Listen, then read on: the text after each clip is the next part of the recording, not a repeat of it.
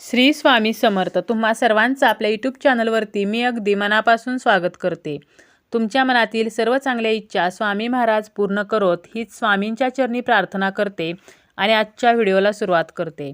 आजच्या व्हिडिओमध्ये आपण पाहणार आहोत ते म्हणजे कार्तिक महिन्यातील संकष्टी चतुर्थी जी 30 तारखेला आहे. तर या दिवशी आपल्याला काही उपाय हे करायचे आहेत.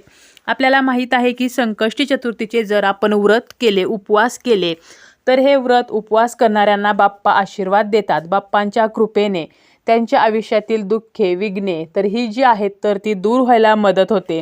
बाप्पा हे आपल्या भक्तांना कधीही निराश करत नाहीत. बाप्पांची जर आपण मनोभावे सेवा केली तर त्याचे फळ हे आपल्याला निश्चित मिळत असते. या दिवशी गणपती बाप्पांची आराधना केली जाते. यामुळे आपल्याला सुख, सौभाग्य मिळते. घर परिवारामध्ये आपल्याला ज्या काही अडचणी येत असतात तर यापासून आपली मुक्ती होते. तसेच काही जर शुभकार्य आपली रखडलेली असतील तर ती सुद्धा आपल्याला या संकष्टी चतुर्थीच्या व्रताने पूर्ण करता येतात. चतुर्थीच्या दिवशी चंद्राचे दर्शन घेतल्याने सुद्धा गणपती बाप्पांच्या दर्शनाचे पुण्य आपल्याला प्राप्त होते. आणि या दिवशी बऱ्याचशा स्त्रिया आपल्या मुलांच्या दीर्घायुष्यासाठी आणि यशासाठी हे संकष्टी चतुर्थीचे व्रत जे आहे तर ते करत असतात. संकष्टी चतुर्थीचा उपवास जो आहे तर तो दिवसभर करून चंद्रोदय झाल्यानंतर हा उपवास सोडला जातो. आता या दिवशी आपल्याला काही उपाय करायचे आहेत. आजच्या व्हिडिओमध्ये मी तुम्हाला 2 उपाय सांगणार आहे. एक उपाय हा आईवडिलांनी आपल्या मुलांसाठी करायचा आहे. मुलांची शैक्षणिक प्रगती किंवा नोकरीमध्ये प्रगती व्हावी, आपल्या मुलांचा विकास व्हावा यासाठी प्रत्येक आईवडिलाने हा उपाय नक्की आवर्जून संकष्टीला करावा. त्यासोबतच आपल्या आयुष्यामध्ये ज्या काही अडचणी आहेत, तुमची अडलेली कामे पूर्ण होत नाहीत, घरामध्ये आर्थिक समस्या असतील किंवा घरामध्ये जर सततचं आजारपण असेल, तब्येतीच्या काही तक्रारी असतील तर तुम्हाला तांदळाचे 11 दाणे हे एका ठिकाणी ठेवायचे आहेत.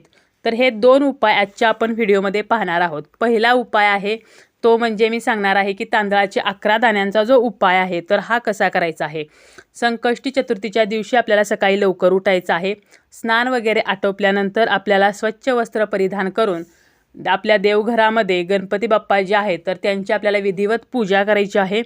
तर आता ही देवपूजा केल्यानंतर तुम्ही गणपती बाप्पांची विधिवत पूजा कशी करायची, तर गणपती बाप्पांना तुम्हाला सर्वप्रथम स्वच्छ पाण्याने, त्यानंतर पंचामृताने आणि पुन्हा स्वच्छ पाण्याने अशा प्रकारे आपल्याला अभिषेक हा घालायचा आहे. एका तामणामध्ये थोडेसे तांदूळ ठेवा, त्यावरती गणपती बाप्पांची मूर्ती ठेवा. तुमच्याकडे जर गणपती बाप्पांची मूर्ती नसेल तर तुम्ही सुपारी ठेवू शकता. आणि याला सर्वप्रथम तुम्हाला 5 पळ्या किंवा 11 पळ्या स्वच्छ पाण्याचा अभिषेक करायचा आहे. आणि हा अभिषेक करताना ओम गण गणपते नमः तर हा मंत्र म्हणा, किंवा तुम्हाला जर गणपती बाप्पांचं अथर्वशीर्ष येत असेल तर ते सुद्धा तुम्ही म्हणू शकता. आणि यानंतर तुम्हाला पुन्हा 5 पळ्या पंचामृताचा अभिषेक आणि पुन्हा 5 पळ्या स्वच्छ पाण्याचा अभिषेक असं करायचं आहे. पंचामृत नसेल तर तुम्ही फक्त स्वच्छ पाण्याचा अभिषेकसुद्धा करू शकता. यानंतर गणपती बाप्पांची मूर्ती आपल्याला कोरडी करायची आहे. देवघरामध्ये जागा असेल तर तेथे ठेवा, किंवा तुम्ही बाजूलासुद्धा ही एका पाटावरती ठेवू शकता. यानंतर गणपती बाप्पांना आपल्याला हळदी, कुंकू, अक्षता अर्पण करायच्या आहेत. जास्वंदीचं फुलं अर्पण करायचं आहे. आवर्जून आपल्याला 21 दुर्वा ह्या बाप्पांना अर्पण करायच्या आहेत. दुर्वा घेताना त्याचे 3 दल असतील तर अशा दुर्वा घ्यायच्या आहेत. आणि अशा प्रकारे गणपती बाप्पांची विधिवत पूजा करायची आहे. गुळ खोबऱ्याचा नैवेद्य ठेवायचा आहे. बाप्पांची आरती करायची आहे. आणि यानंतर तुम्हाला हा 11 तांदळाच्या दाण्यांचा जो उपाय आहे तर तो तुम्हाला मंदिरात जाऊन करायचा आहे. तुम्ही शक्यतो मंदिरामध्ये जाऊन हा उपाय करा, कारण मंदिरामधलं जे वातावरण आहे तिथलं जे पावित्र्य असतं तर ते आपल्या घरातील देवघरापेक्षा कित्येक पटीने जास्त असतं. कारण तिथं येणारी बरीच लोक, म्हणजे बरीच म्हणण्यापेक्षा सर्व लोक ही चांगल्या भावनेने आलेली असतात. त्यामुळे तेथील वातावरणातील ज्या लहरी आहेत, ज्या सकारात्मक लहरी आहेत तर त्या आपल्या घरातील देवघरातील लहरींपेक्षा जास्त कार्यशील असतात. त्यामुळे तुम्ही शक्यतो हा उपाय मंदिरात जाऊन करा. परंतु काही कारणाने तुम्हाला मंदिरात जाणे अगदी शक्यच नाही तर मग तुम्ही हा उपाय घरी करू शकता. यासाठी लागणार आहेत 11 तांदळाचे दाणे. हे घेताना आपल्याला ते अखंड तांदूळ असावेत. फुटलेले, तुटलेले, अर्धवट किंवा कीड लागलेले असे तांदूळ नसावेत. आणि हे तांदूळ आपल्याला हळदी कुंकू लावून आपल्याला ते तांदूळ रंगीत करून घ्यायचे आहेत. आणि यासोबत आपल्याला लागणार आहे ते म्हणजे एक जास्वंदीचं फूल. मंदिरात गेल्यानंतर सर्वप्रथम आपल्याला बाप्पांना हे जास्वंदीचं फूल अर्पण करायचं आहे. आणि यानंतर तुम्ही हे तांदूळ हातात घ्या, किंवा एखाद्या वाटीमध्ये घेतले किंवा एखाद्या कागदावरती घेतले तरी चालेल. आणि यानंतर आपल्याला एक तांदूळ आपल्या हातामध्ये घ्यायचा आहे आणि यानंतर आपल्याला हा तांदूळ त्या जास्वंदीच्या फुलावरती टाकायचा आहे, म्हणजे अर्पण करायचं आहे. आणि त्याच वेळेला आपल्याला एक मंत्र म्हणायचा आहे, इदम अक्षतम ओम गण गणपते नमः.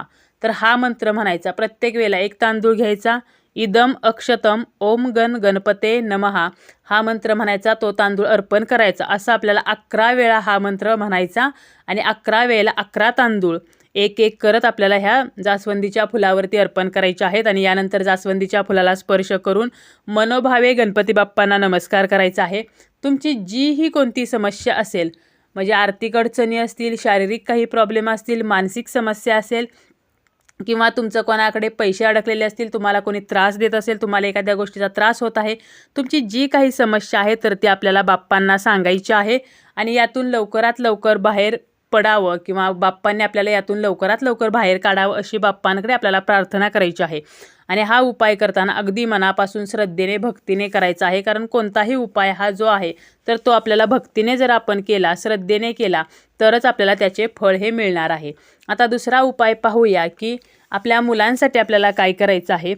तर आपल्या मुलांची शैक्षणिक प्रगती व्हावी, त्यांचे भविष्य उज्ज्वल व्हावे, त्यांची प्रगती व्हावी, यासाठी प्रत्येक आईवडील जे आहेत तर ते कष्ट करत असतात. परंतु या कष्टांना जर फळ मिळत नसेल किंवा मुलांचे आपल्या जर अभ्यासामध्ये प्रगतीच होत नाही आहे, कितीही काही केलं तरी मुलांचा विकास होत नाही, तर मग घरातील मोठ्या व्यक्तीने किंवा आईने किंवा वडिलाने हा उपाय केला तरीसुद्धा चालेल.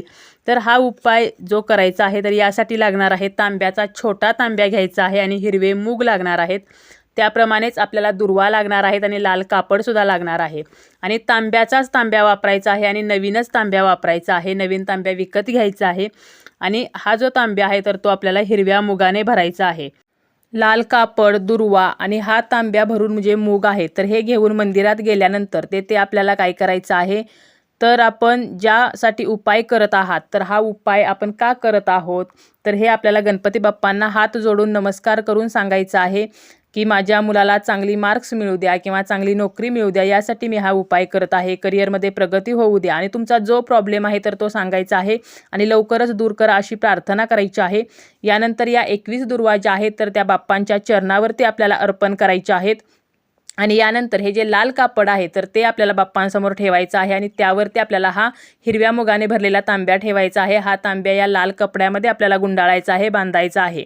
आणि यानंतर आपल्याला गणपती मंदिरातून वाहत्या पाण्याच्या ठिकाणी जायचं आहे. ज्या ठिकाणी वाहतं पाणी आहे तर त्या ठिकाणी जायचं आहे.